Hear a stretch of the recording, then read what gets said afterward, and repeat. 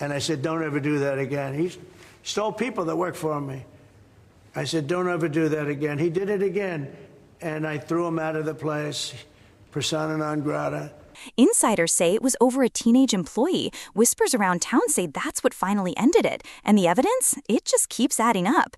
Donald Trump, yes, that Donald, finally broke his years-long silence on his former friendship with Jeffrey Epstein. And what's his version of events? Buckle up. Trump claims he banned Epstein because Epstein hired help from him. Yes, you heard that right. Hired someone who worked for Trump. And Trump says he warned him, don't ever do that again. But Epstein did. And that, according to Trump, is what ended everything. But who was this help, and why is Trump saying this now? It wasn't always so icy. Rewind a few years, or let's be real, decades, and Trump and Epstein were cozy. Best friends, according to people who knew them then. Yes, those are the words, best friends.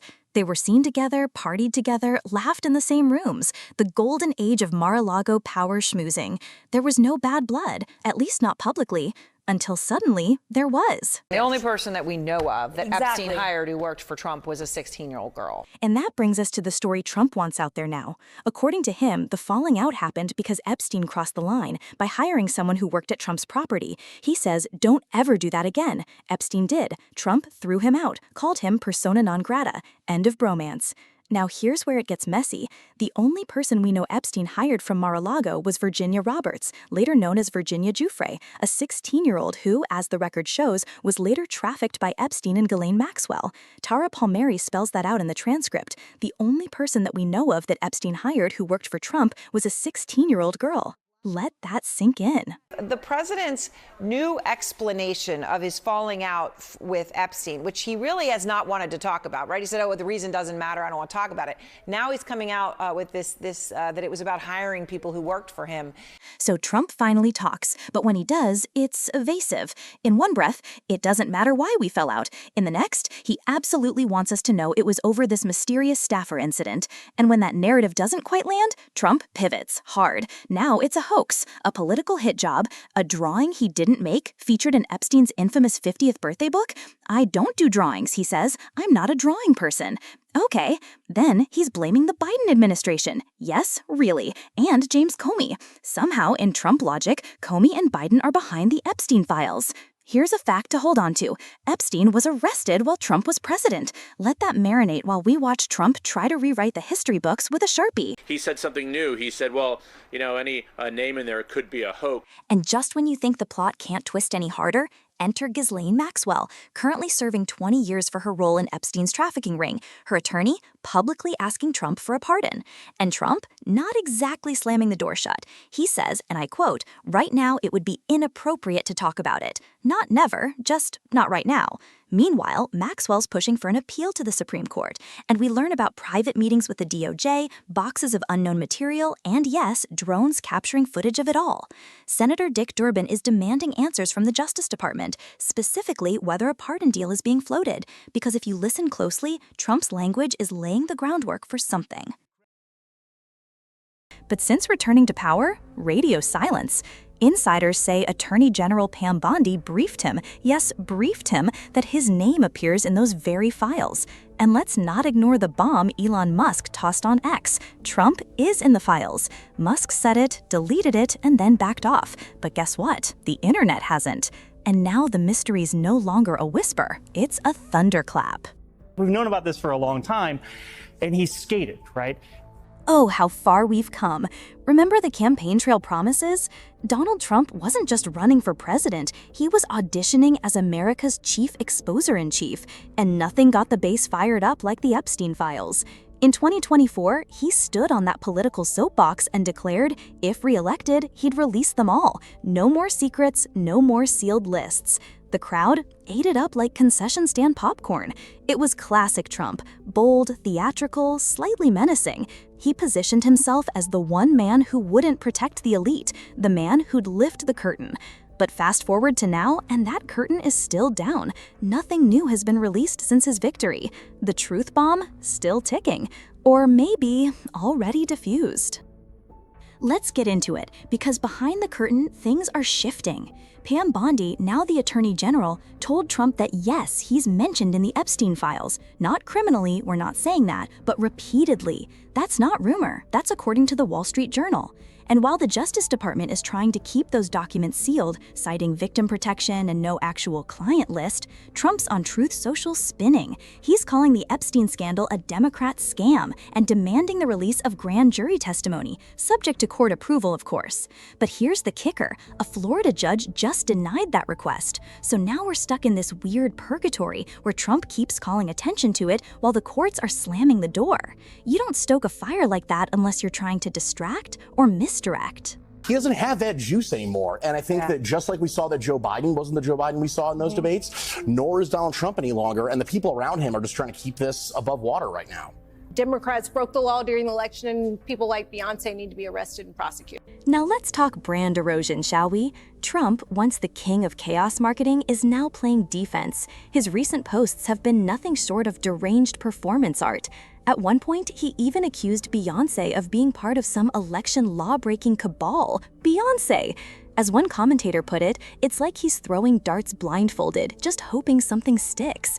He's also tried the Obama treason angle again, but the energy not giving what it used to give. Even his own base seems unimpressed. The internet shrugging.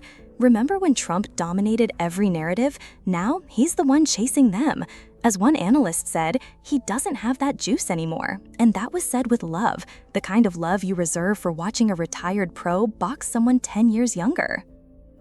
Now enter the billionaire divorce. Elon and Trump, remember that?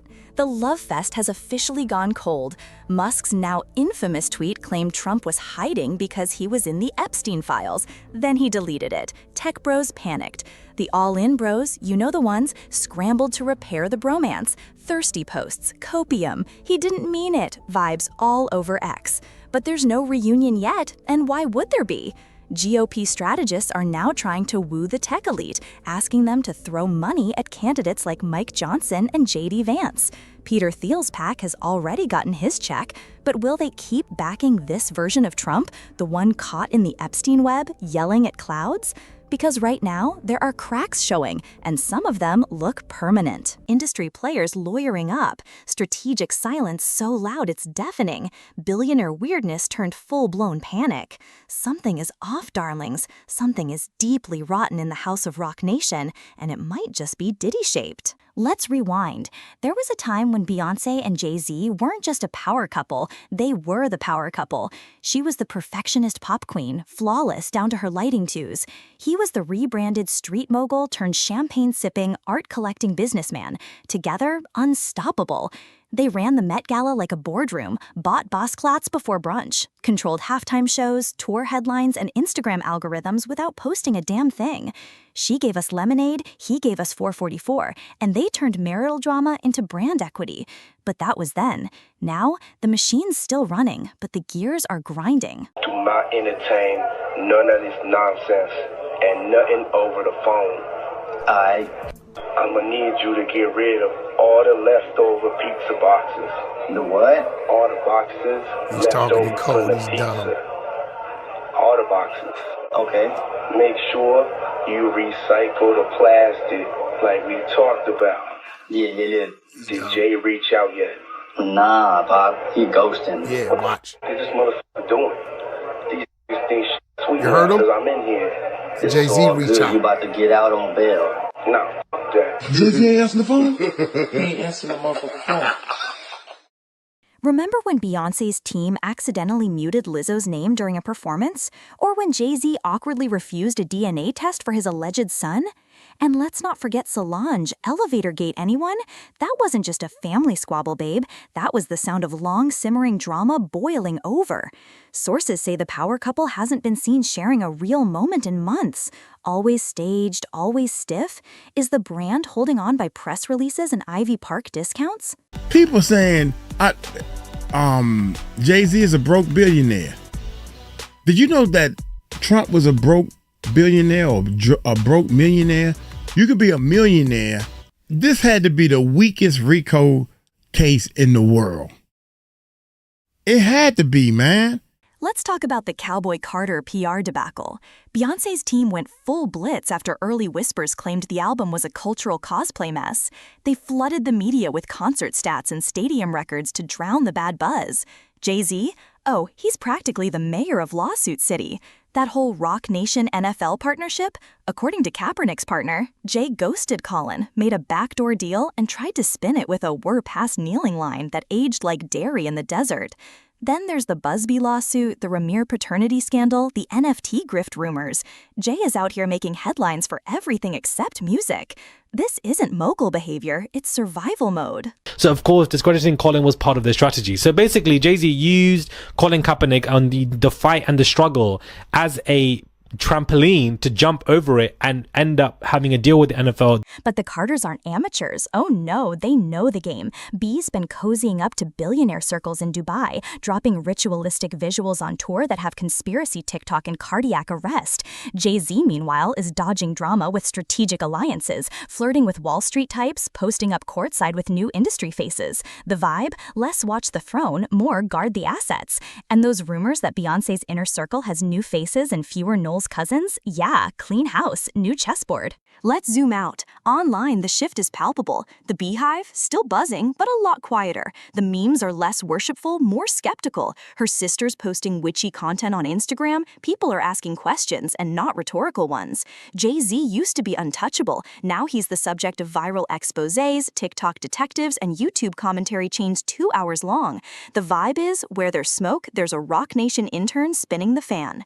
Even fans are starting to feel duped, like maybe the empire was always built on image more than intimacy. Let's talk money, honey. That $88 million Bel Air mansion, the one with its own spa and helipad, yeah, those property taxes don't pay themselves. And word on Rodeo Drive is that the Carters are liquid asset poor. Plenty of investments, but not a lot of reachable cash. PR crisis consultants, private jets, and entourage the size of a football team, it adds up. Jay's quietly offloading shares, Bay's selling out tour merch like rents do. Allegedly. It's giving rich people panicking.